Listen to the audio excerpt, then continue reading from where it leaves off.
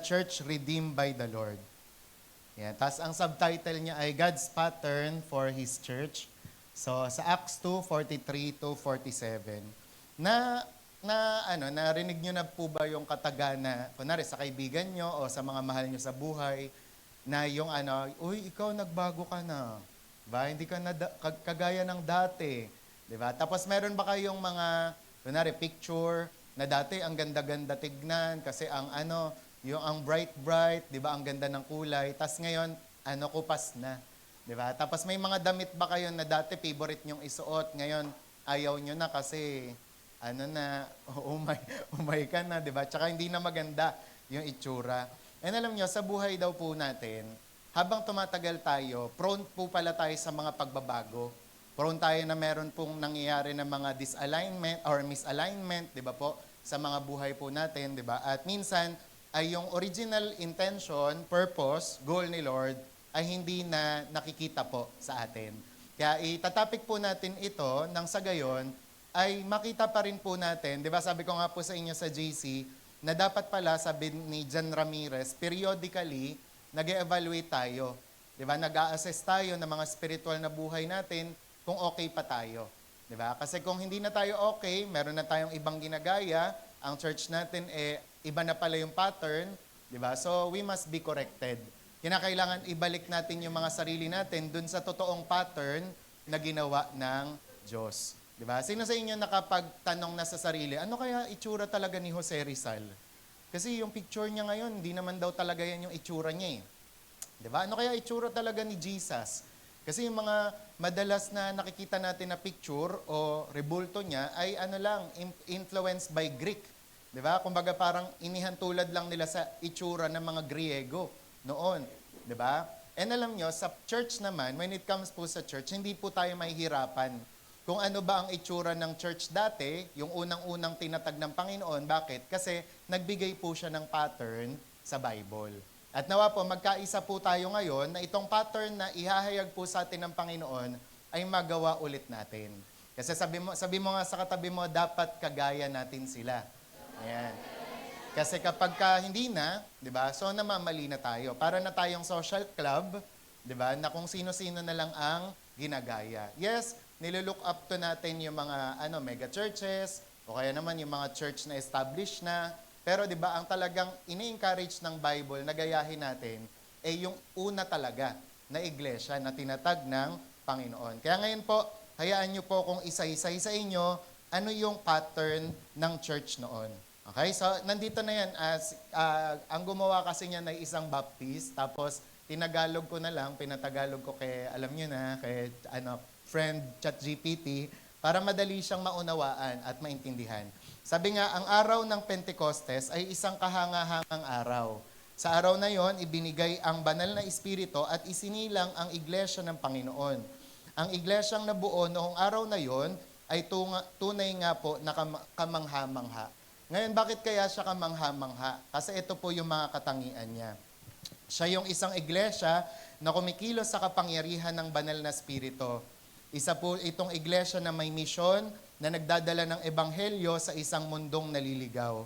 Isang iglesia na puspos ng kagalakan tungkol sa kanilang tagapagligtas na si Hesukristo. Isang iglesia na nakatalaga o committed sa kabanalan, pagsunod sa salita ng Diyos at pagsamba. Isang iglesia na kinapopuotan ng sanlibutan na nasa paligid, ngunit nananatiling matatag sa gitna ng matinding pag-uusig. Isang iglesia po na patuloy na lumalago dahil dinaragdagan ito ng Diyos araw-araw. Ang galing, no? Araw-araw silang dinadagdagan ng Panginoon. Isang iglesia na nagtatamasa ng hayag na presensya at kapangyarihan ng Diyos. Ibig sabihin po nito, manifested presence. Ang iglesyang inilarawan sa aklat ng mga gawa ay walang katulad, ni hindi na muling makikita sa buong kasaysayan ng mundo. Sabi nga po, ang modern church o ang makabagong iglesia, next natin, ang iglesyang pamilyar sa atin ngayon ay malayo na sa kung ano ang iglesia noong panahon noon na iyon, di ba? Kaya nga po napakahalaga na magbalik tanaw tayo. Ano ba yung iglesia noon? Para nang sa gayon, makuha ulit natin yung pattern. Una po, ang iglesia po noon o yung church ng Acts ay united na church.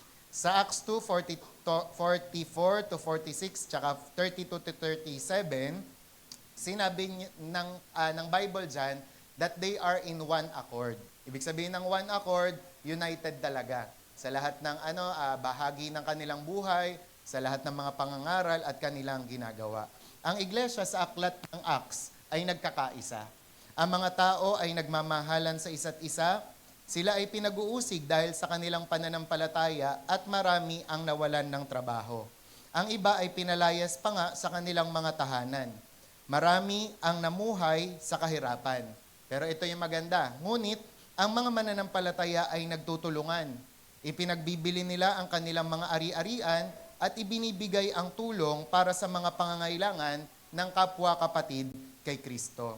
Sinasabi pa nga ng Acts 2:46 na sila ay nagkakaisang layon o nagkakaisa ang puso at isipan. How I pray, di ba? Na ganyan ngayon yung modern church. Sabi ng Acts 4:32, sinabi rin dito na iisang puso at iisang kaluluwa. Pag sinabi kasing iisang puso at iisang kaluluwa, alam niyo yung hindi mapaghiwalay, di ba? Hindi yung mapag-away-away, ganun ang church noon ng Acts. And sabi nga, sila ay ang kanilang iisa ang kanilang pinaniniwalaan at pinanghahawakan. Sila ay nanindigan para sa isa't isa, hindi laban sa isa't isa. Ipinakita nila ang isang nagkakaisang hanay sa harap ng mundong mapusok na kanilang kinabubuhayan. So nakita niyo na po ang picture o pattern ng church dati. They were united. Diba? United po ang church noon. Pangalawa naman, the church in Acts was committed. Pakisabi, committed. Isa pa po. Committed. Tingnan mo ngayon katabi mo, mukha bang committed yan? Yan. Pero ang iglesia noon ay committed. Hindi po committed ang utak ha. Committed. Kasi iba po yon. Diba? Ang mga Kristiyano po noon, dati committed. Ngayon, committed ang utak, ang isip. Diba? Hindi mo maparangalan. Mapangaralan, hindi mo makorek. Diba? Nagagalit agad. Diba? So wag po tayong ganon. Sabi, ang iglesia sa aklat ng Acts ay lubos na nakatalaga o committed. Yung pala ang Tagalog ng committed, nakatalaga. Diba? Sa Acts 2:46, sila po ay nagtsatsaga araw-araw. Pakisabi, araw-araw. Diba? Nagawa niyo na po ba yan? Araw-araw pumunta kayo sa church? Ang unang church talaga, araw-araw. Nagsisimba, araw-araw, naggagather. Diba? Tayo, linggo-linggo na nga lang, hirap na hirap pa. Ang gusto magsimba tuwing birthday niya lang. Diba? Gusto magsimba pag eventually lang. Yung pag may event, diba?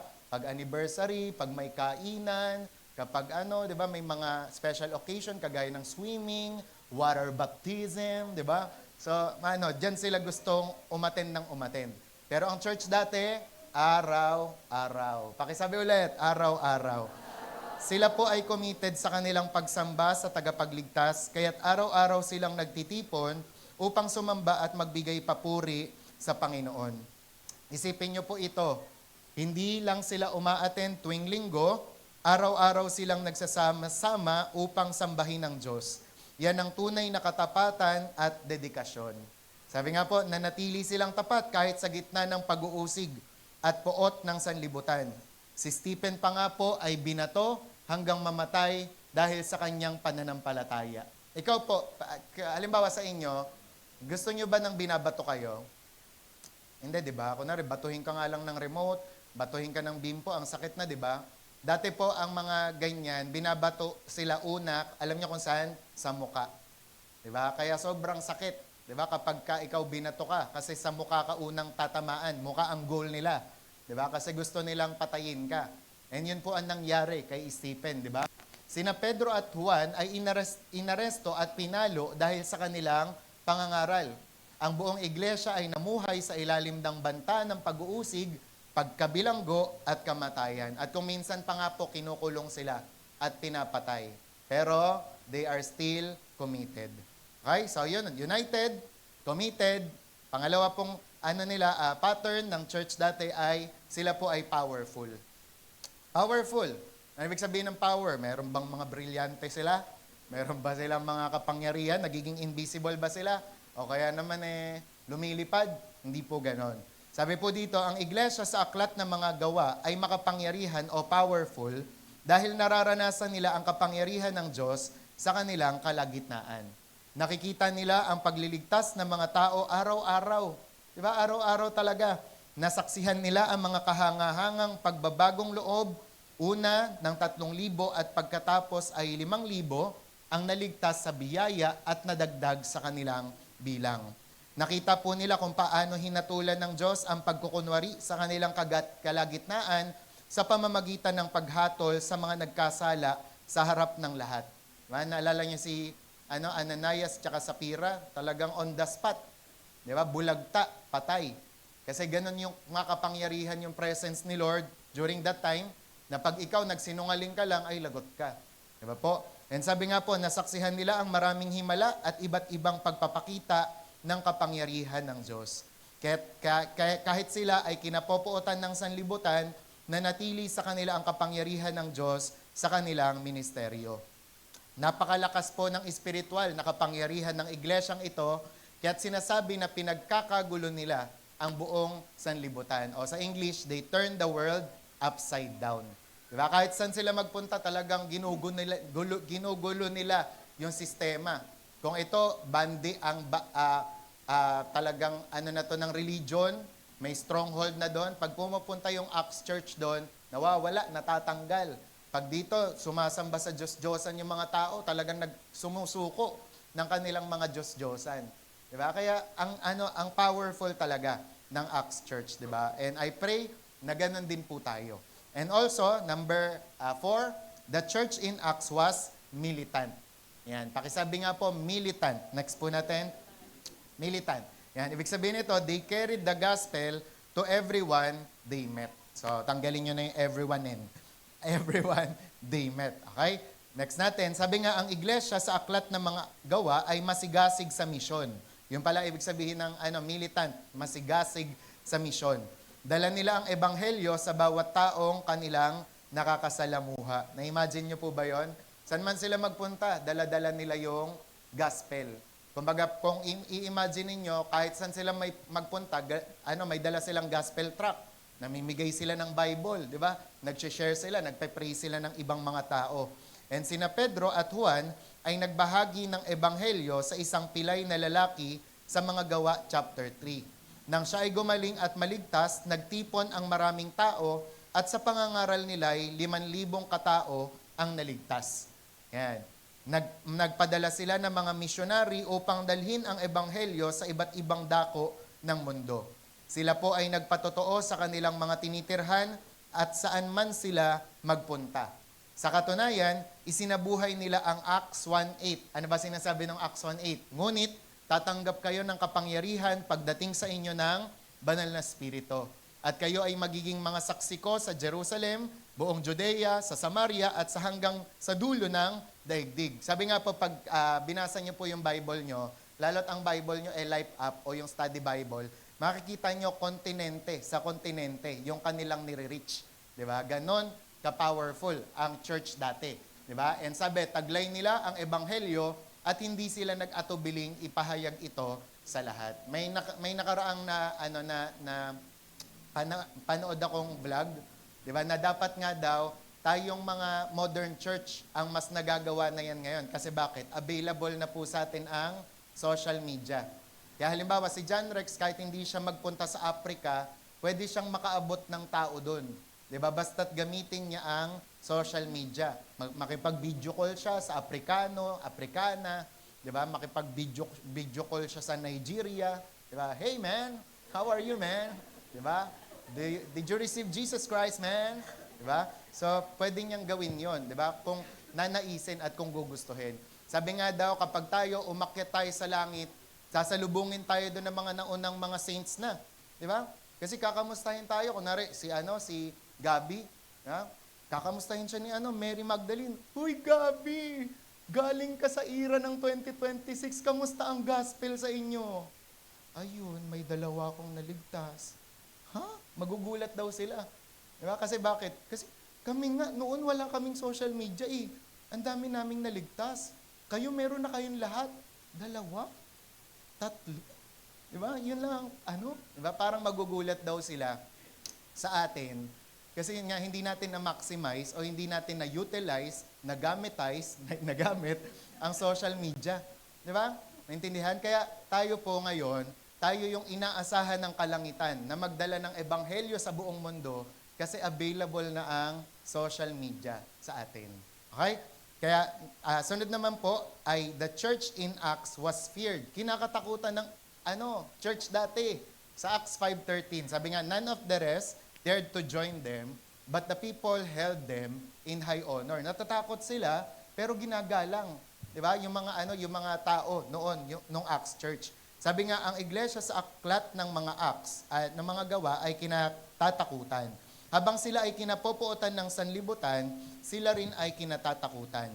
Nang sina Ananias at Sapira ay mamatay dahil sa pagsinungaling sa Diyos, bumagsak ang takot sa mga tao dahil sa kapangyarihan ng Diyos na nasa kanyang iglesia. Di ba? Takot lahat. Di ba? Sabi nga, sinasabi sa Acts 5:13, at sa iba ay walang mga has na sumama sa kanila. Alam ng mundong nakapaligid sa kanila na may kakaiba sa iglesyang ito. Pakisabi nga po, kakaiba. Yan, may ganyan ba sa atin? Na kapag mayroong tutungtong dito na iba, masasabi nila, kakaiba tong church na to, kakaiba tong iglesia na to. Sabi, marami ang natatakot sa iglesia dahil ang presensya ng Diyos ay tunay na makapangyarihan. Okay? Kaya sa ating panahon, ito yung malungkot, ang iglesia ay isa na lamang anino ng kung ano talaga ang nilayon nitong maging. Sabi nga, ang makabagong iglesia ay kulang sa maraming katangiang nagbigay sa sinaunang iglesia ng tunay na kamanghamanghang anyo at patotoo. So yun po yung itsura ng church dati. Kaya nakakapag-evaluate na po kayo, kamukha ba kami ng church dati? Diba? So kung hindi pa, kaya natin to pinapakinggan kasi para maging ganun tayo. Pakinggan naman natin ano yung modern church ngayon, ang katangian ng modern church. Ang modern church ngayon ay divided. Yan. Ang sabi nga po, ang makabagong iglesia o modern church ay hati-hati. Ang iglesia sa ngayon ay tila pira-piraso na, kaya't kaunti na lamang ang nagagawang pagtutulungan sa mga mahalagang usapin. Diba? Pagka sinabi ng Christian may iba't ibang brand pa yan. The three major brand ng Christianity, ano yon? Roman Catholic, Protestant, tapos Orthodox. Tapos sa Protestant, meron pang tinatawag na Baptist, Anglican, Methodist, di ba? Kaya pag sinabi, Jess, anong religion mo? Protestant. Anong brand? Di ba?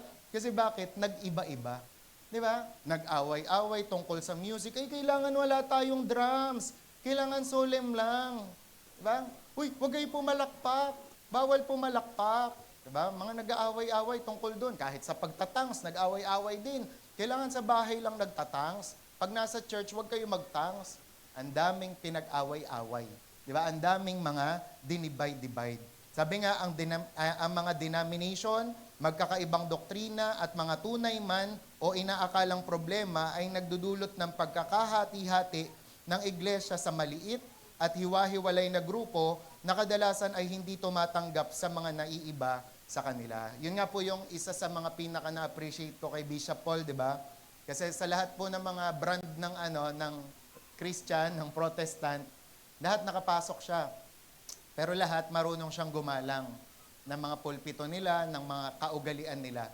At siya, ang pinapangaral niya, huwag tayong mag-divide dyan sa mga kumbaga parang pagkakaiba natin. Mag-unite tayo dun sa pinaka nag-unite talaga sa atin. Di ba?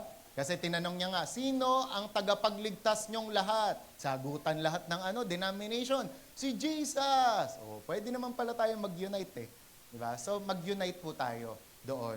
And sabi nga po, sunod naman, divided ang modern church.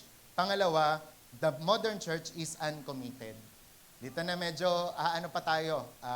lalalim pa tayo ng kaunti. Ang modern church daw ngayon ay uncommitted. Sabi nga, ang makabagong iglesia ay kulang sa katapatan at pangako. Karamihan sa henerasyon ngayon ay tinatrato ang iglesia na parang maaaring itong isang tabi o hindi mahalaga. Aray, medyo umaaray na tayo dito. Yan. Sabi nga, ang kanilang pakikibahagi sa iglesia ay nakabatay sa kanilang schedule, sa kanilang routine, sa kanilang convenience o kaginhawaan o pabago-bagong damdamin. Nakakalungkot, no? Kasi ang pag sinabing uncommitted, ay mag-church ako pag feel ko lang. Diba? Mag-church ako pag okay lang ang lahat. Diba? Kaya nga, for example, kaming mga pastor, kung halimbawang sasabihan namin kayo mga members, sana, di ba, ang church natin, kapag masaya, andyan kayo lahat. Di ba? Pag camp, andyan kayo lahat. Pag event, andyan kayo lahat. Pag maraming pagkain, andyan kayo lahat. Pero pag dumaan daw ang church sa malungkot na bahagi ng kanyang buhay, dapat nandyan kayo lahat pa rin. Amen? Amen. Kasi ganun po ang ibig sabihin ng committed. Diba? Sabi nga, wala nang tunay na paglaan para sa misyon ng iglesia, pagsamba, paglilingkod sa kapwa, at mga pangangailangan ng iglesia.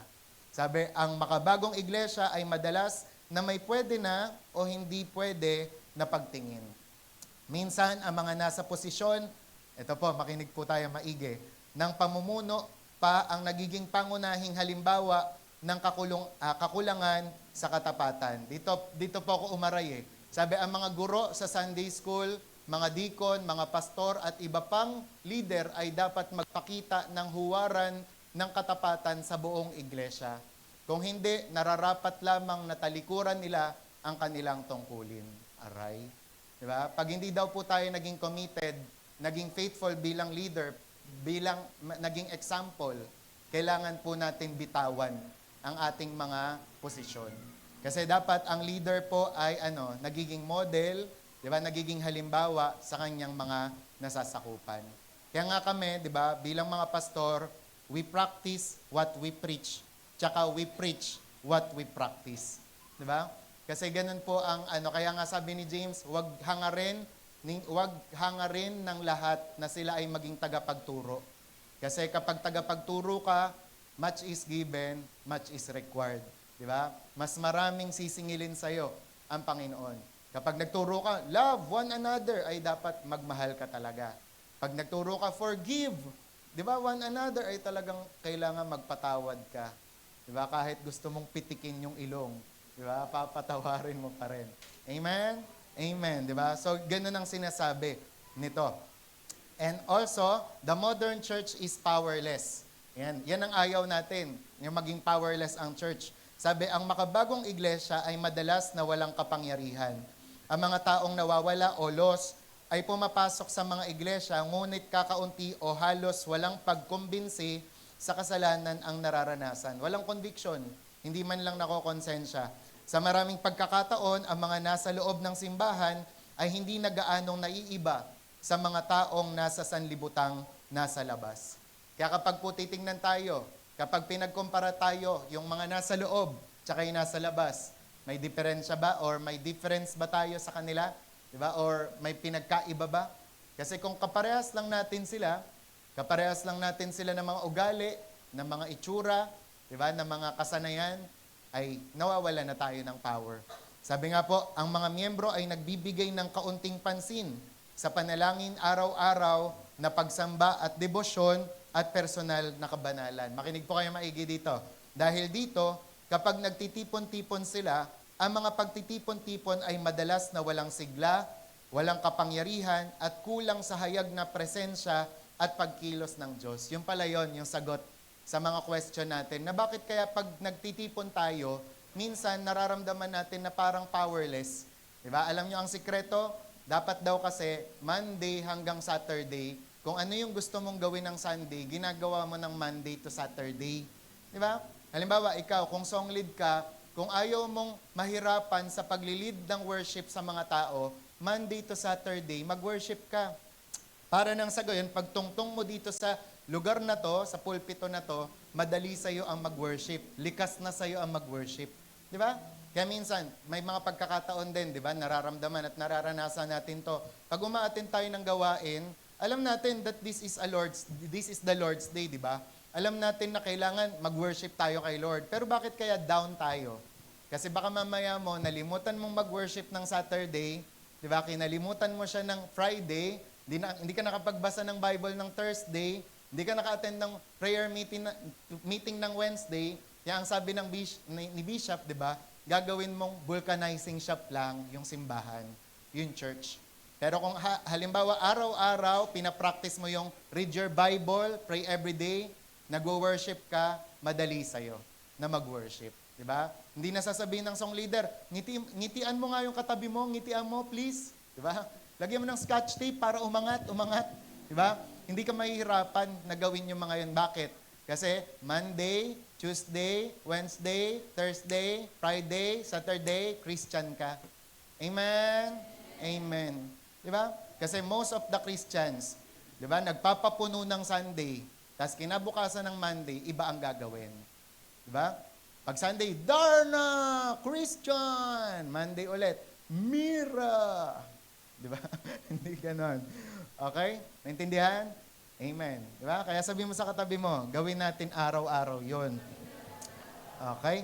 Kasi alam niyo, ang hirap magkunwari. Yan ang kung hustler kayo sa kung expert kayong magkunwari, expert kayong umarte, ay talagang best actor of the year kayo. Pagdating kay Lord, hindi nyo ma-apply yan. Diba? Hindi kayo pwedeng magkunwari sa Kanya, puspos ako, okay na okay ako, anointed ako, hindi. Bakit? Kasi alam ni Lord ang puso. Alam ni Lord kung totoo yan, kung arte yan, o talagang from a sincere and genuine heart. Naintindihan? Amen. Okay? Kaya sabi nga, ang iglesia sa ngayon ay ginagawa ang lahat upang maging kaakit-akit sa sanlibutang nawawala. Ibinababa ang mga pamantayan, pinapalabnaw ang mga pangangaral, inaangkop ang mas makabagong style ng music at ginagawa ang lahat upang maging attractive sa mga hindi pa ligtas.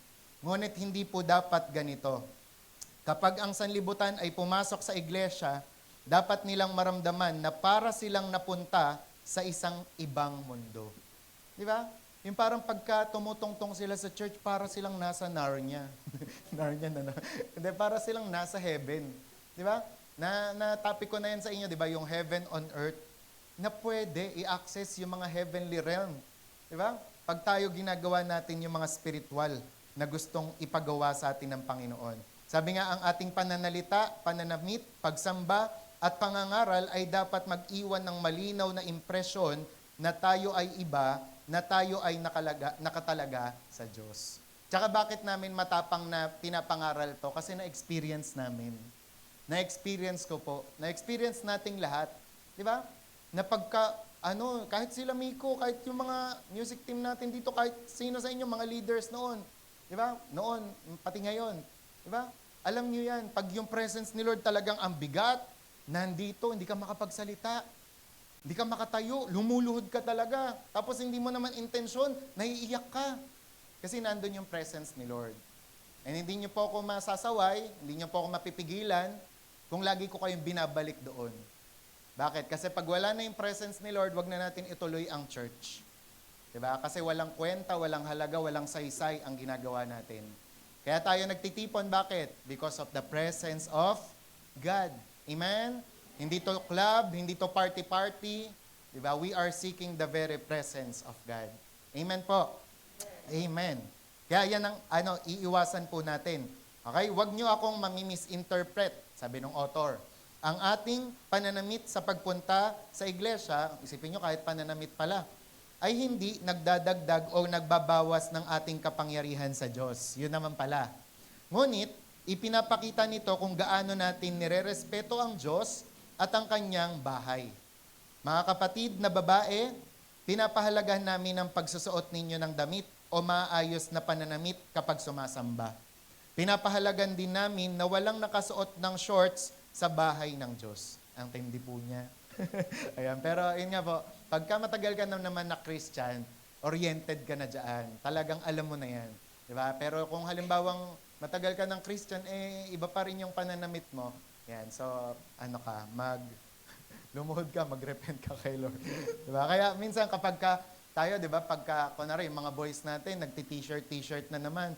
Yan, mag-polo kayo. Diba? O, kayo. Wala tayong problema sa t-shirt kung talagang, wala tayong damit. Pero pagka, kunwari kasi, nakikipag-date ka, diba? Kunwari sa date mo, talagang posturang-postura ka eh. Gusto mo talaga hanggang dun yung yung damit mo. Long gown pa. Diba? Dapat pag kay Lord din, the best din. Tsaka naalala ko nga yung testimony ni Alfred, pag bumibili siya ng bagong damit, lagi niyang sinasabi sa akin, hindi niya daw susuotin yun ng Wednesday. Hindi niya susuotin ng Friday. Susuotin niya yung bagong damit niya ng Sunday. Di ba? Kasi ganun daw yung paggalang niya kay Lord. Naka-polo kaya si Alfred ngayon? Di ba? Pero again, wala pong ano sa mga natin, sa mga damit natin. Ang itinuturo ko po dito, wag niyo po akong ma-misinterpret and ma-misunderstood. Kapag po kay Lord, laging the best. Sa paglilingkod, sa mga pagsayaw, sa mga pagkanta, the best. Di ba? Kahit kunwari sa karaoke, nakakabirit ka ng mga Regine Velasquez, di ba? Daig mo pa si Regine kung bumirit ng, narito ako! Di ba? Ganon ka rin dapat pag bumibirit. Di ba? Sa Panginoon. Okay? Oh, Panginoon! Ako naririto. Di ba? Kung dati, unbeliever ka, narito ako. Diba? Pero kapag ka-Christian ka na, ay talagang mas dapat yung best mo kay Lord. Diba? Dati, may mga testimony dito, sila Paul Manse, mga nagba-battle of the band yan. Talagang lumalaban sa mga banda-banda at nananalo sila. Ang gagaling kasi nila. Pero di ba, kailangan ganun din sa church. O mas higit pa. Di ba? Kung nabibigay natin yung best natin sa iba o sa mundo, how much more kay Lord? Okay, malinaw? Sabi mo sa katabi mo, hindi ka gina-judge, tinuturuan ka. Tinuturuan ka ni Lord. Okay? And then sabi naman dito, nasa na tayo? Yan, ang uri ng musikang ating pinipili ay hindi rin nagdadagdag o nagbabawas ng kapangyarihan ng Diyos sa iglesia. Ang style ng music ay desisyon ng iglesia. Wala akong pakialam kung ano ang style ang gamitin ng isang iglesia sa kanilang pagsamba kasi hindi yun ang mahalaga. Ang mahalaga ay ito ay nagmumula sa puso ng pagsamba at pagpupuri sa Panginoon, hindi sa layuning maakit ang sanlibutan. Okay, yun po pala yun. Ang paraan ng pangangaral ay naaayon sa maraming salik. Walang dalawang mangangaral ang magkatulad sa paghahatid ng mensahe. Diba? Kahit yung mga iba't ibang mga pastor, iba't iba po kami ng mga style. Diba? Sabi, ngunit, hindi tayo dapat magkasala sa pamamagitan ng pagpapalabnaw ng doktrina o pagbabago ng ebanghelyo upang ito ay maging mas kaakit-akit sa sanlibutan. Amen po? So sa mga preachers naman at naghahayag po ng salita ng Diyos, kinakailangan daw hindi malabnaw ang pangangaral natin. Hindi siya sugar-coated na preaching, kundi dapat nandun yung alat. Pag sinabing alat, di ba, they cause people to be hungry and thirsty kay Lord. Okay? So yun po ang ibig sabihin nun. And also, kung nais nating magkaroon ng tunay na epekto sa mundong ito, para sa kaluwalhatian ng Diyos, hindi natin ito makakamtan sa pamamagitan ng ating musika o ng mga banayad na pagbabagong ginagawa upang maakit ang sanlibutan. Kung nais nating maapektuhan ng ating henerasyon, magagawa lamang natin ito sa pamamagitan ng kapangyarihan ng Espiritu ng Diyos. Kailangang nasa ating pag-awit, pangangaral at buong iglesia ang kanyang paghipo. Kailangan natin ang kapangyarihan mula sa Diyos kung nais nating makagawa ng tunay na pagbabago. Maaari tayong kumanta ng mga hymns, Southern Gospel o mga praise and worship na awitin, ngunit lahat ng ito ay walang kabuluhan kung wala ang hininga ng Diyos. Na-experience ko nga yan meron po akong niline up na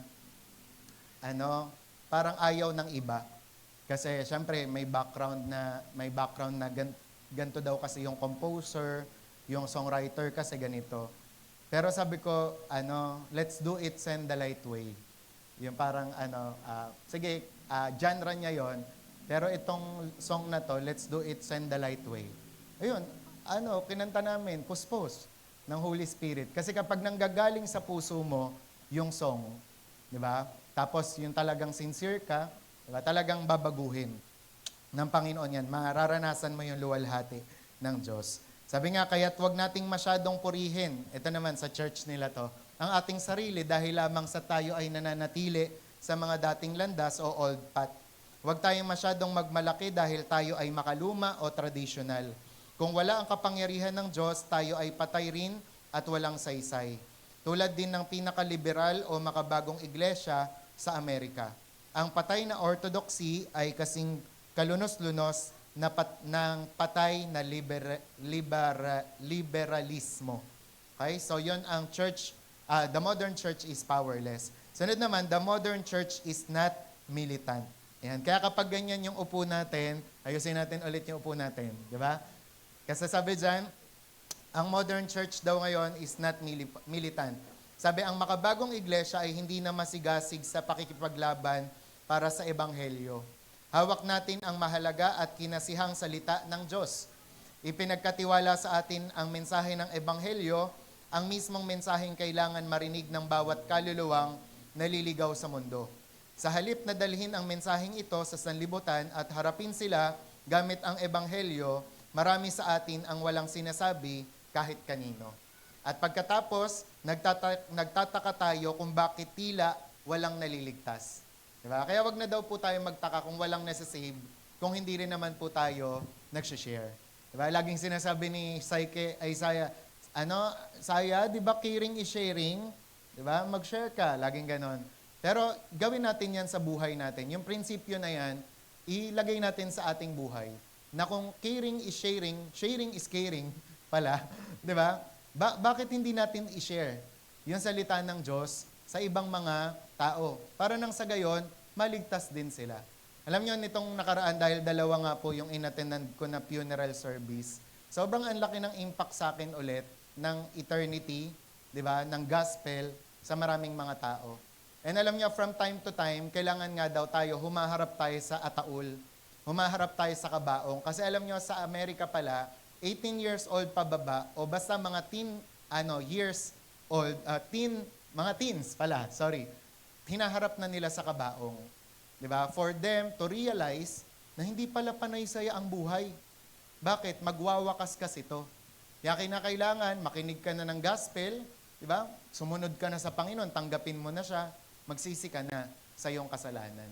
So tayo, ganun po tayo. Kinakailangan, we allow ourselves, diba? And we allow others to hear the gospel.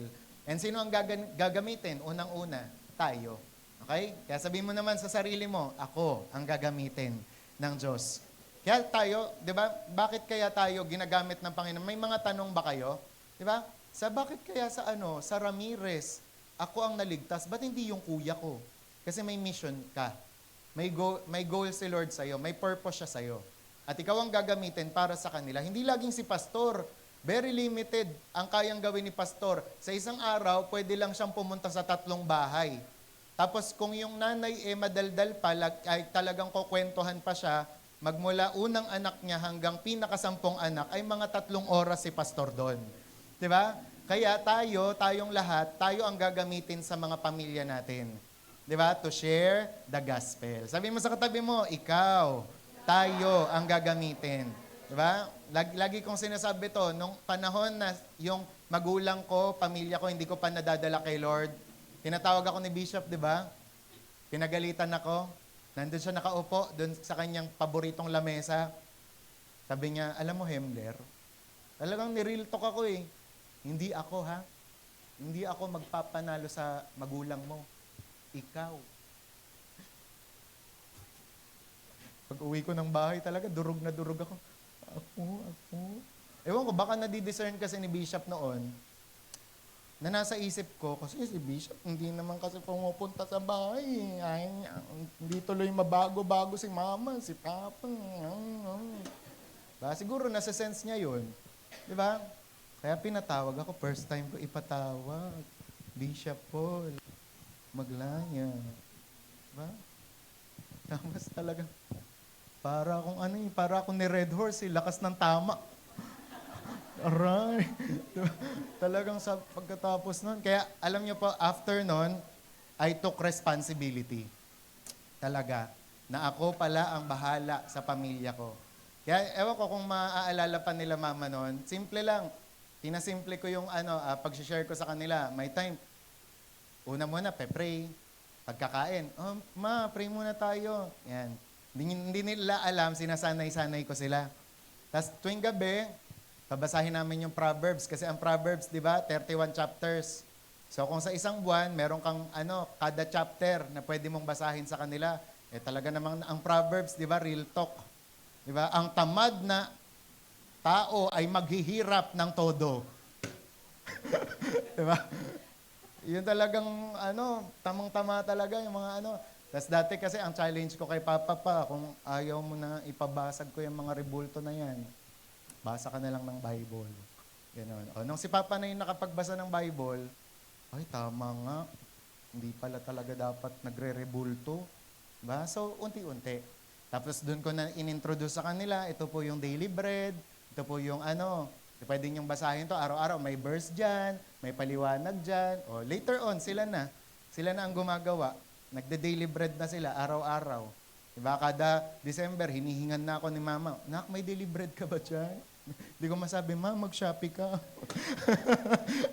Hindi ko masabing ganun. Pero, biro lang. Pero yun kasi, di ba? So, kailangan, tayo ang gamitin ni Lord.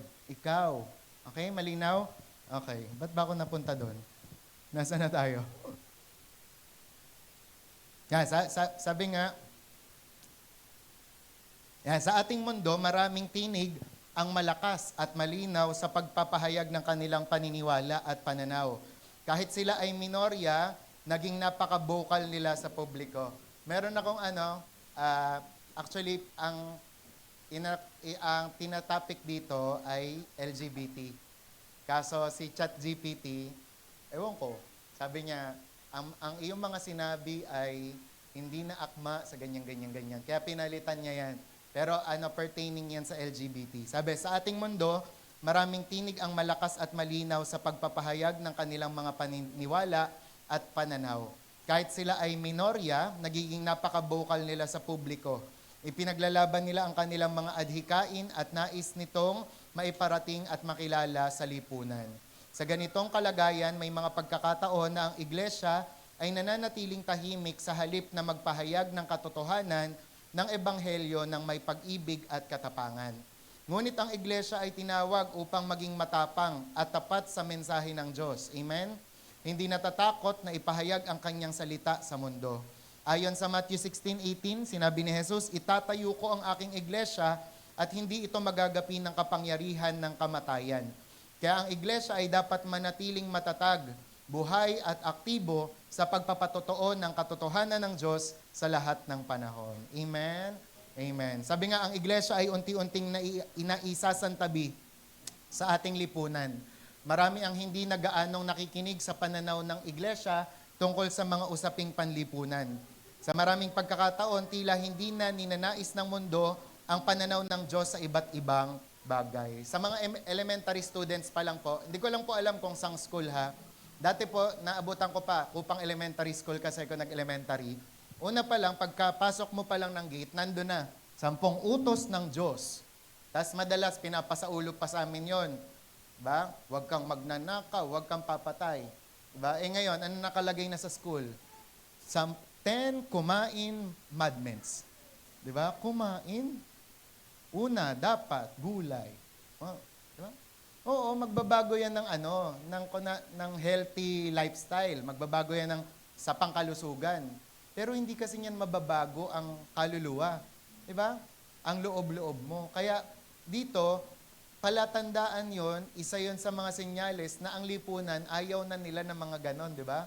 Pero tayong church, kinakailangan po maibalik ulit yon sa buhay po natin at sa mga lugar na pinupuntahan natin. May pananaw na ito ay bunga rin ng mga pagkakataong ang iglesia ay hindi na rin ganap na naninindigan gaya ng dati. May mga pagkakataon na ang takot na makasakit ng damdamin o ang labis na pagsunod sa political correctness ay nagiging hadlang upang malinaw na maipahayag ang katotohanan. Kaya mahalagang muling manindigan ang iglesia para sa katotohanan ng Diyos ng may katapangan at katapatan. Ano man ang maging kapalit, gaya ng ipinapaalala sa Romans 3 verse 4. Diba? Kaya kayo, pag tinanong, buhay mo, diba? O itatanggi mo si Jesus. Tatanggi mo si Jesus, buhay ka pa, o tatanggapin mo si Jesus, papatayin ka namin. Pag kayo, hinarap kayo sa ganon. Diba? Kaya nyo kaya? Sabi nga ni Robert Slardon, yung modern church daw, ay hindi kakayanin yung mangyayaring persecution.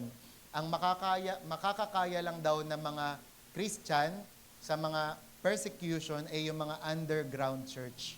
Ano ibig sabihin ng mga underground church? Yung kahit iano mo, di ba? Yung parang kahit takutin ka, ay hindi. Diba? Nalala niyo yung kwento, nakwento ko to sa mga adult. Yun dito po kasing malapit na karinderya, yung malapit sa INC. Sabi ng mga kapatiran dun sa yung nagpa-funeral sa akin. Kuya, ang sarap ng mga luto mo dito ah. Diba? Tapos sabi niya, Kuya, dito na kami bibili. Yung buong namin, tawag po sa kanila? Buong kapatiran, dito nakakain. Basta, kahit isa lang, attend ka sa amin. Alam niyo, sabi nung, nagbebenta dun sa karinderya, pasensya na po ulam lang ang binibenta ko. Hindi po yung pananampalataya. Diba? Taob. Diba? So, ilan kaya sa atin yung may ganong pananampalataya? Yung kahit offeran ka, di ba? Kahit takutin ka pa, kahit patayin ka pa, hindi mo itatanggi si Jesus. Amen? Amen. Di ba? Tingnan mo yung katabi mo, mukha bang matapang na yan? Mukha bang matatag na yan kay Lord? Di ba? Di ba? Kaya nga sabi, kailangan daw tumatag tayo to the point na kahit pitiking ka daw ng demonyo, gaganong ka lang. Diba? Pero hindi ka matitinag, di ba? Talagang tatayo ka pa rin. Amen? Amen, di ba? Hindi yung pinitik lang ng demonyo. Saan na? Saan na si brother ganito? Saan na si sister ganyan? Amen? Pitik pa lang yon, di ba? Kaya po yon, kailangan maging matatag tayo. Amen? Amen. And sabi, the modern church is not feared. Hindi na kinakatakutan. Di ba? Nakakalungkot. Sabi nga, ang makabagong iglesia ay hindi na kinakatakutan. Tinutuligsa at kinukutya pa tayo ng sanlibutan. Kinukutya nila ang ating Biblia, pagsamba at ang ating Diyos. Sa mga palabas sa Hollywood, television at mga Kristiyano ay madalas na inilalarawan bilang mga simpleng isip, baliw, kriminal o katawa-tawang karakter. Pinagtatawanan nila ang ating kakulangan sa kapangyarihan. Ginagawang biro ang ebanghelyo. Marami ang naniniwalang ang mga Kristiyano ay mapagkunwari at sa ilang pagkakataon may dahilan din naman sila sa ganitong pananaw. Kaya't hindi na tayo kinatatakutan ng mundo, wala na silang nakikitang dahilan upang tayo ay katakutan. Kapag sinabing katakutan, ang ibig sabihin ay dapat mayroong kakaibang presensya ang iglesia. Isang bagay na makalangit at hindi makamundo. Dapat may ganitong kapangyarihan ang bayan ng Diyos na kahit kapuotan siya ng mundo, hindi nila maitatanggi na tayo ay nakasama na ng Panginoon at siya ay sumasa atin gaya ng sinasabi sa Acts 4:13. Di ba? So yan po ang modern church ngayon, hindi na kinakatakutan. Pero in Jesus' name, hindi tayo ganyan. Di ba? Kasi mamaya, i-apply natin kung ano yung pattern ng Panginoon. Actually, intro pa lang to. Kaya sabi nga, interesado ako na ang ating iglesia ay maging tamang uri ng iglesia. Kayo rin ba? Parang si Jess lang yung kinakausap ko. Kayo rin ba?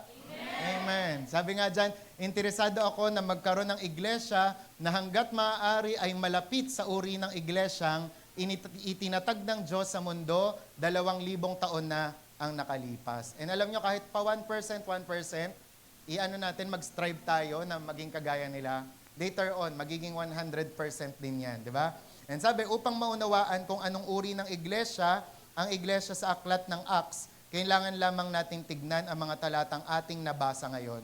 Ipinapakita ng talatang ito ang huwaran ng Diyos para sa kanyang iglesia. Ang mga talatang ito ay nagsasalita tungkol sa mga katangiang dapat maging natatanging tanda ng iglesia ng Diyos. Kaya kung mangangahas tayo, ilatag natin na ngayon ang ating iglesia sa tabi ng huwarang ito at tingnan kung gaano tayo tumutugma sa huwaran ng Diyos para sa kanyang iglesia. So ito na po yung body ng aking pangangaral. So the church redeemed by the Lord, God's pattern for His church. Una, the church preaches the right message. So yun pala yun. Ano yung pattern ng unang church? Pinipreach nila yung tamang mensahe. At ano yung tamang mensahe na yon? Una, yung what it says about the Savior. Sino dito nakakakilala kay Lord? Diba? Sino ang tagapagligtas ng bawat isa? Jesus. Ako ang tagapagligtas ko si Jesus. Kayo, sabay-sabay. Jesus. Baka kasi may Muhammad dyan, baka may Hemler, may Raylin, ang tagapagligtas, Jassel, ang tagapagligtas. Mali. Diba? Mali ka. Sabi nga ni Pastor Dan, lagi niyang chinecheck yun, di ba? Diba? Sino? Ano ang Trinity?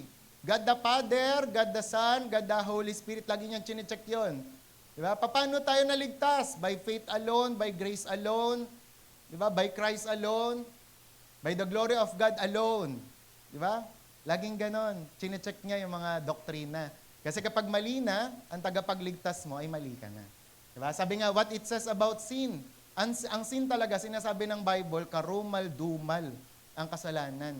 Kaya wag mo siyang i-excuse, wag mo siyang palabnawin. Ang sin ay sin talaga. Diba? Kaso ngayon, pinapalabnaw. Ang adultery, adultery noon. Ngayon, affair. Diba?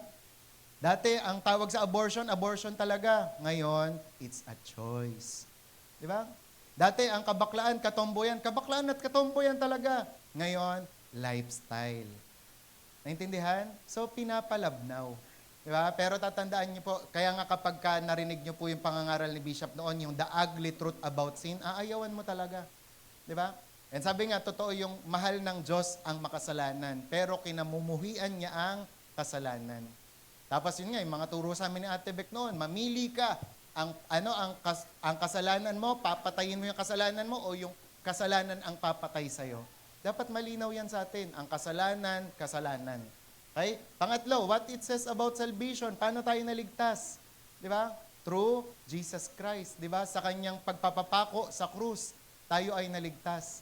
Kapag ba inano sa inyo yan, pinag-share nyo yung chapter 1 ng salvation, ng 1 to 1, kaya nyo i-share?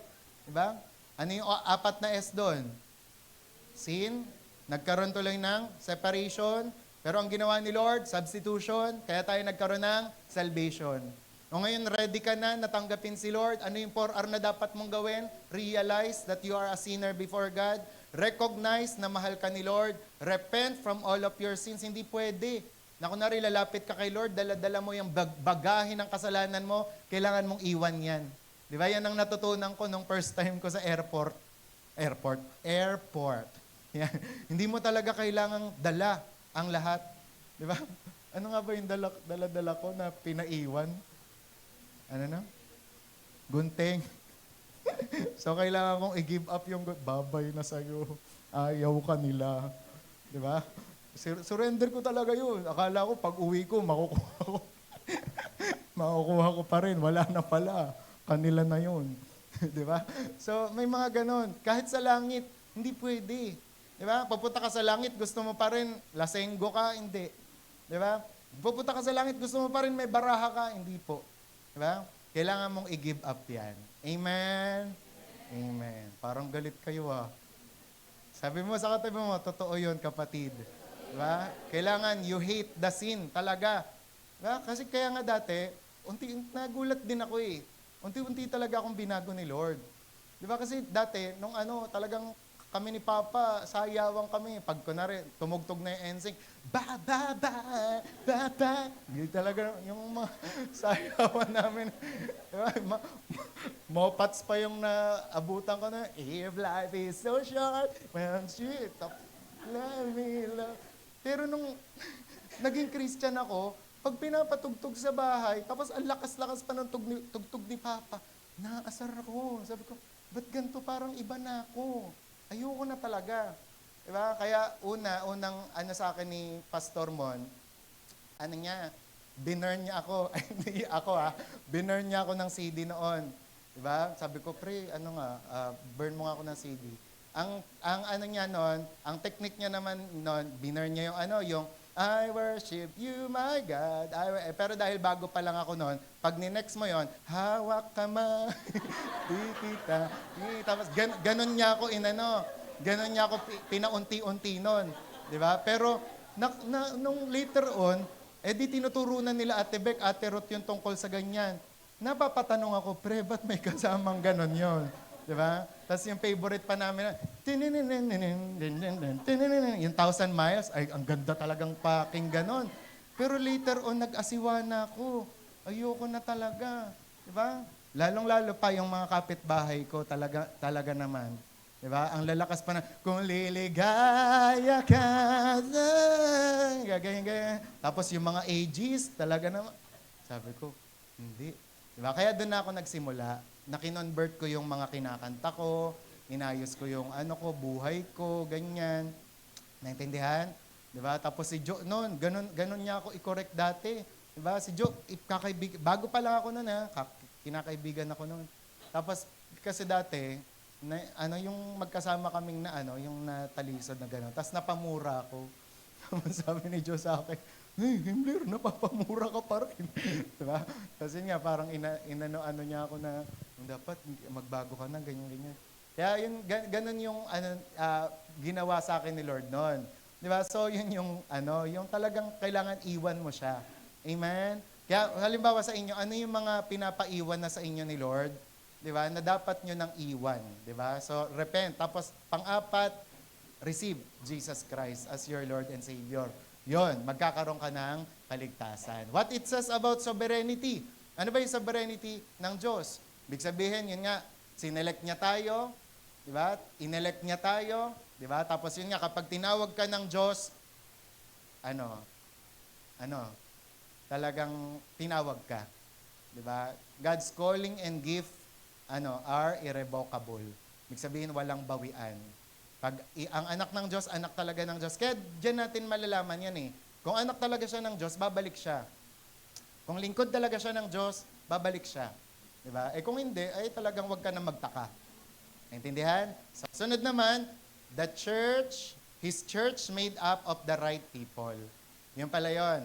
Ano ang pattern ng church? Made up of right people. Tingnan mo yung katabi mo. Mukha bang right yan? O mukhang left? Mukhang right. Diba? Una, ano ibig sabihin ng the church is made up of the right people? Its members are saved. O, taas ang kamay ng tumanggap na kay Lord. Isa pa, gusto kong makita. O, yung mga wala pa, yung mga hindi pa makapagtaas, tanggapin po natin si Jesus. Kasi wala pong paraan para makapunta sa langit kundi sa pamamagitan niya.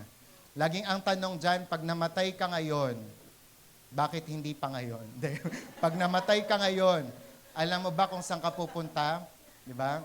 Laging ganun eh. Parang si Gary V, ayaw nun. Ayaw niyang tanggapin si Lord. Pero nung tinanong na siya, what if, Gary, paglabas mo dito sa kwarto na to, mamatay ka? Alam mo ba kung saan ka pupunta? Doon na-convert si Gary V, doon na siya tumanggap sa Panginoon. Okay? Kaya yun nga, we need to be saved. Kailangan ng members natin, ligtas.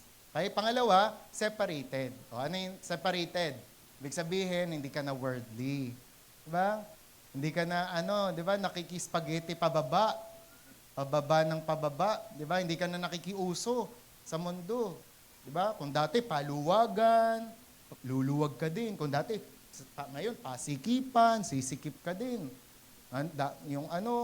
Kung uso, mohok ka rin. Diba? Kung uso, yung may, dito, ang tag doon, ahit dito, ay si ahit ka rin. Diba? So, separated. Ibig sabihin, nagiging totoong Christian ka na. Amen? Kung dati, ang TikTok mo, di ba? Yung, di ba? O ngayon, na? Di ba? Yung makadiyos na. Kung magti-TikTok ka din lang, gamitin mo sa kaluwalhatian ng Diyos.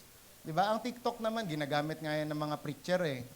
Pero kung ginagamit mo yan, kung gusto mo lang sumayaw, makaakit ka naghahanap ka ng boyfriend, doon ka naghahanap ng boyfriend, ay tigil na natin yan. Kasi separated dapat ang members ng church. Sunod, members are steadfast. Again, hindi ka kinokondem, hindi tayo kinokondem nito. Sinasabi kung ano yung dapat na pattern. Sunod naman, steadfast. Pag sinabing steadfast, faithful. Amen? Diba? Uy, first Sunday, si Raylene nandito. Second Sunday, wala. Diba? Dapat po faithful. Okay? Amen? Kaya nga tayo, yung mga tumatagal na dito, ano ng goal? Maka-perfect attendance buong Sunday, ay buong taon. Diba? Tapos pag naka-absent, hinayang na hinayang. Kasi walang award ng December. Pero bukod doon, hindi lang yon, syempre nanghihinayang kasi syempre, may na-miss out sila. Kay Lord, yun ang faithful. Di ba? Faithful din yung kunwari, hindi ka naka-attend ng prayer meeting, papanoorin mo ngayon, yun na miss out mo na preaching. Hindi yung wala-wala lang. Kasi encouragement yun eh. Hindi ka tuloy na-encourage nung hindi mo napanood. Ganun ang faithful. Di ba? Na, traffic, wala ka pa sa church. Prayer meeting, mag-Google Meet ka. Di ba? Ganun ang faithful. Amen? Hindi, hugas lang ako plato. Worship to kay Lord. Hindi. Okay? So, be faithful. Hanggang dulo. Okay? Parang galit na kayo ha. Parang gusto niya nang matapos to ha. Yeah. Pang-apat, servants. Yan, ibig sabihin, ano ibig sabihin nun? Yung matuto kang maglingkod. Kaya nga pag tinanong, kunwari, tanongin kayo, sino ang unang janitor ng church na ito? Diba? Matapang ko pong sasabihin, ako po. Diba? Bago po naglinis ng CR si Aaron, lahat yan nagawa ko. Diba? Bago maglinis yung mga ng CR, yung mga tao dito, na mga nagpo-floor wax, nag-aayos-ayos ng mga bagay-bagay, ako po muna yung unang janitor ng church. Dati, naasiwa ako pag sinasabi ni Bishop na from janitor to pastor. Ayoko ng term na janitor, parang nabababaan ako. Diba? Pero later on, nung nabasa ko na yung Bible, yung hinahumble na ako ni Lord, diba, sa aking pagpe-pray, sa mga devotion ko, ang sarap pala pakinggan. Diba? Na minsan kang naging janitor ng church. Kasi bakit? If you want to be great in God's kingdom, learn to be a servant of all. Alam nyo, bago kayo, kunwari, humawak ng mga instrumentong mga majestic na yan, dapat ang una nyo munang hinahawakan, basahan. Diba? Pagkahawak nyo dyan sa piano na yan, kung servant kayo, ang unang hawak nyo, basahan. Kasi para matanggal yung alikabok, para pag gumanong ka, hindi maitim yung ganun mo. Di ba? Kasi bakit? Nilinis mo muna. Hindi nagulat ka pag ganun mo, ang itim. Di ba? Kasi punong-puno ng ashfall galing sa Albay. Yung di ba? Pero yun nga, servant. Amen? Amen. Kaya mabuhay ang mga marunong maglinis, marunong magwalis, marunong maghugas ng plato kahit sa church. Hindi kinakahiya ang tawaging servant. Amen. Amen. O, tingnan mo yung katabi mo kung nakangiti pa rin yan. Baka tinatamaan na ng todo. Ayan. Amen. Diba? Sabi mo, okay lang yan. Sabi mo, sabay naman tayo. Diba? Sabay naman tayong natatamaan. Okay lang yon. And then pangatlo, His church follows the right program. Diba? Ano ba ang program talaga ng church? Ano ang tamang programa ng church? Ito po, sabi, they worship together as a family. Ayan. Sabi nyo nga, family. Ayan. Pag sinabing family, may di ba? Pag kunwari si Tita Leia, pag kunwari may nagawang mali si Jilly, hindi na kita anak kahit kailan. Humanap ka na ng mama mo. Di ba? Ganun ba sa pamilya nila? Ganun ba? Kunwari si Edna, oy, Christine, hindi na kita anak. Lumayas-layas ka, doon ka sa pasita. Diba? Di ba pagkapamilya, yung sinaing, di ba, nasunog man yan, di ba, kakainin pa rin. Pamilya mo pa rin. Ano man nagawa niyan, pamilya mo pa rin. Ganon tayo. Sabi dyan, they worship together as a family. Ibig sabihin, nagtuturingan tayo ng bilang brothers and sisters. Di ba? Kaya for example, yung katabi mo, ang tingin mo na ba dyan, brother? Ito brother. Diba? Sister, di ba? Kailangan ganun ang mga turingan natin. Mga magkakapatid. Sister, brother. Sister. Okay. Tapos pangalawa, they work together as a team. Sabi niya nga, team. Paano pag sinabing team? Nagkakaisa. Tapos ano pa? Ano ibig sabihin? Diba? Jess! Diba? Ipapasa mo saan? Kanino? Kay Jess, kasi magkakampi kayo. Hindi yung magugulat ka, si Jess pinasa sa kalaban. Hindi. Pero alam nyo, ganun minsan ang church. Diba? Sabi dyan, we work together as a team, pero minsan ang church, nagkokompetensya. Diba? Paramihan dapat ng LG. Pagandahan ng boses. Pagalingan mag-bass. Pagalingan kung sino pinakamagaling mag one-to-one. Palakihan ng church. Palamigan ng church. Di ba? Lahat na lang, ginawang kompetensya. Sabi nga, we are not here to compete, but to complete. Ano ibig sabihin nun? Kung anong wala sa kanya, ikaw yung magpupuno. Diba? Alam nyo bakit tayo may diversity? Bakit yung kaya ni Gabi, hindi ko kaya? Bakit yung kaya ko?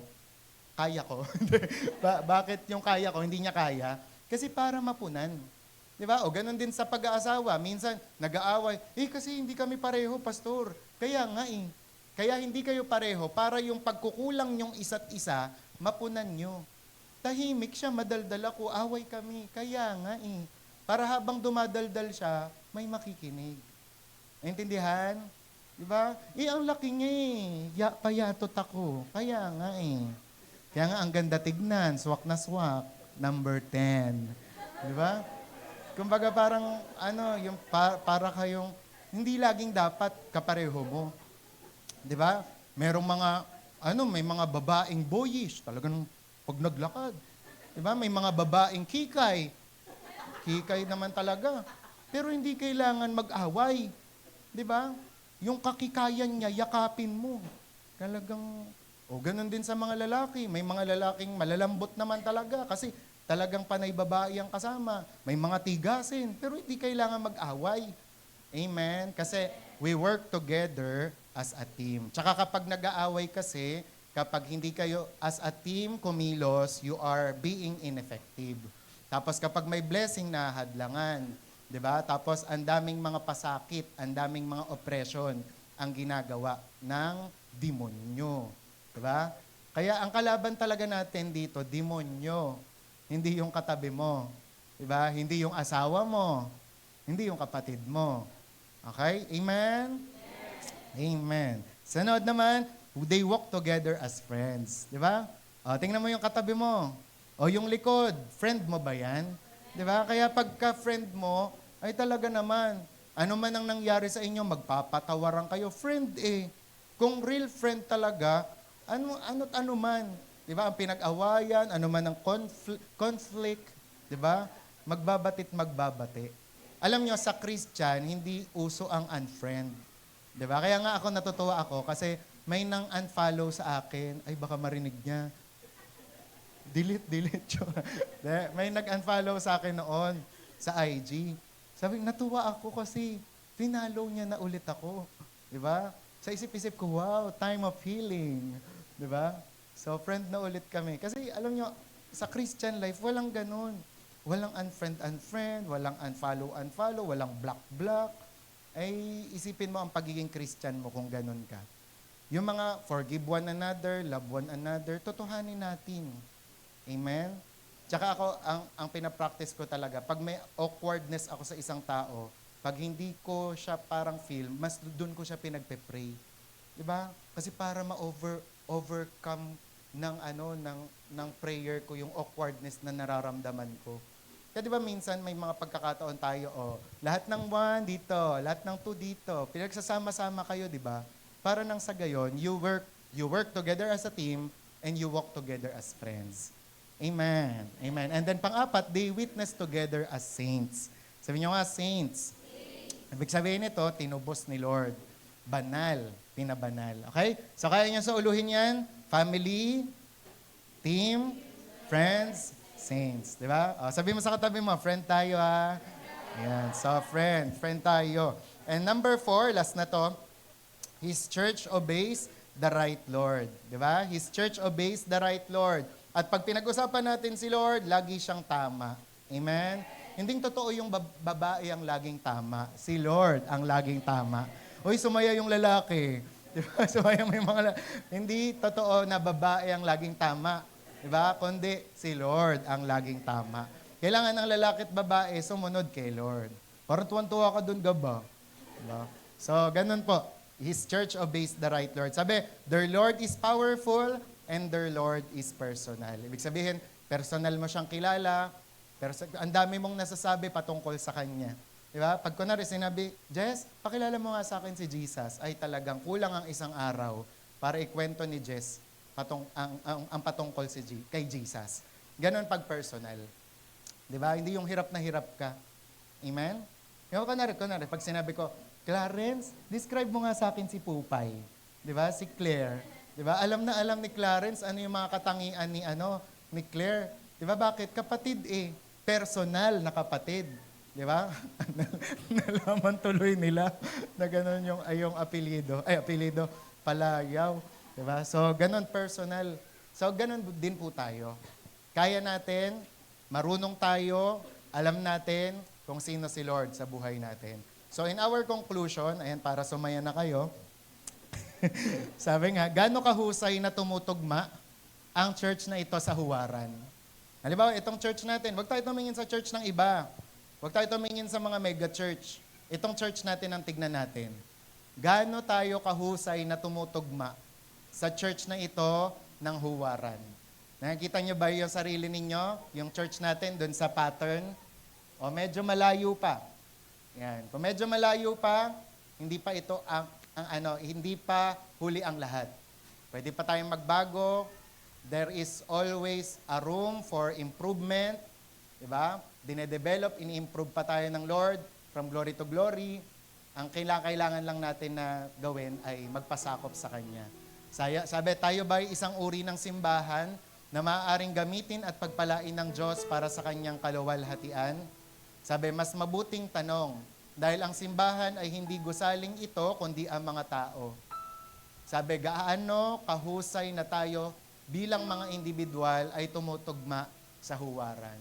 Tayo ba ay mga taong maaaring pagpalain at gamitin ng Diyos upang maging ang kanyang simbahan ayon sa disenyo niya?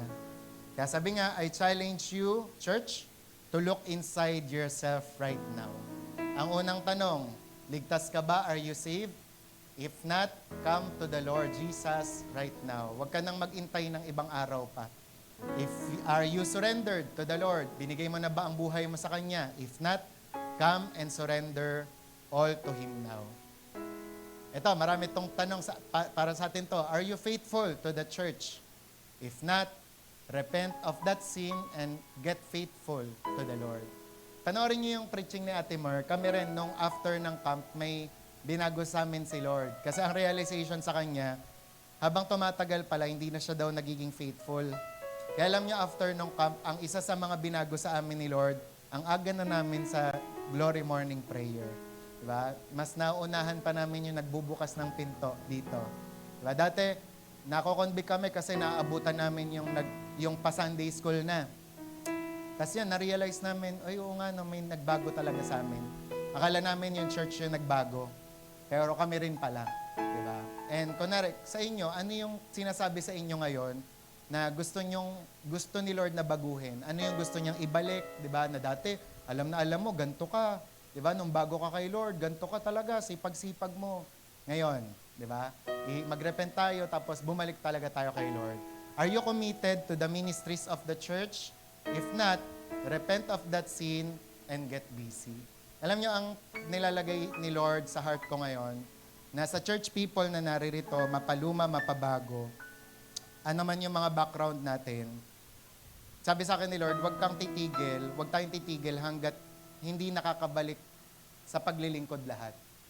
Kailangan lahat ng nandito, lahat tayo talaga, makabalik tayo sa paglilingkod. Kasi di ba, hindi natin maitatanggi na some of us, na-damage tayo ng mga pinagdaanan natin, ng mga hurts natin, na-damage tayo ng mga problema natin. Diba? Iba't iba. Pero ang plano talaga ni Lord ay huwag tayong tumigil. Kundi ituloy natin ano man yung nasimulan natin noon. Diba? And sabi nga, are you a servant of the Lord and His church? If not, repent of that sin and go to work. Dati wala kang arte, kahit anong paglilingkod, susunggaban mo yan. Ngayon, habang tumatagal ka, umaarte ka na, diba? Ang dami mo ng ayaw, diba? So, be a servant ulit. And if you are in a position of leadership, sa lahat po ng mga pastor's team, leading servant sana, are you doing what you need to be doing? If not, repent of that sin and set the right example for the rest of the church and for the watching world. Tsaka ang dadagdag ko dyan, meron ka ba lately na dinedelay? For example, may sinasabi sa'yo, si Lord, lately pero dinidelay mo, ayaw mo pa. Alam nyo, napanood ko si Chinkitan nung nakaraan. It's about business, it's about wealth yung kanyang topic. Pero nag-impact sa akin yon. Sabi niya, alam niyo kung ano yung nagiging impact ng isang delay sa isang businessman. Kunwari, ang idea niya, dinelay niya. Ganto daw yon. For example, may binigay daw, kunwari si Tenten, businesswoman siya. May binigay sa kanya si Lord na idea na dapat simulan niya January pa lang. Tapos yung business pala na yon ay kikita ng 10,000 a month. Diba? Pero dahil hindi niya sinisimulan, mag-June na ngayon, ilang libo na yun na nasayang niya. Nasa 50,000 na. And how much more yung mga dinedelay natin na paglilingkod kung hindi pa tayo naglilingkod sa Kanya. For example lang sample lang natin. Sinabi sa'yo ng Panginoon noong 2025, sa 2026, mag-alaga ka ng kaluluwa per month. Isa per month. Mag-1-to-1 ka or mag-evangelize ka. Sipin mo, hindi mo na naman ito magagawa ngayon 2026. So, sa buong taon, ilang kaluluwa yung nasayang mo? Ilang kaluluwa yung dapat pupunta sa langit, pero hindi pumunta kasi may dinelay ka. Hindi ka sumunod. At the end of this year, 12. And papayag ka ba na yung 12 na yon basta-basta lang na mawala? Parang ganun nga, yung sa bakuran namin kasi, puno ng mangga yun. Tapos naririnig ko talaga, bagsak ng bagsak. Tapos parang naisip ko doon, Lord, ganun pala yung nangyayari sa mga, mga tao na hindi namin hina-harvest. Yung parang babagsak lang sila sa impyerno, samantalang kami wala kaming ginagawa. Diba? Kaya kung tayo, merong pinapagawa talaga sa atin ng Panginoon, do not delay. Gawin mo na, right away, ngayon pa lang. Diba? And ang Panginoon, ang gusto niya talaga sa atin is to be the church, di ba? Redeemed by the Lord. Yung church talaga na tinubos ng Panginoon. And kapag yung church natin, inihambing mo doon, kamukha ba? Amen? Amen.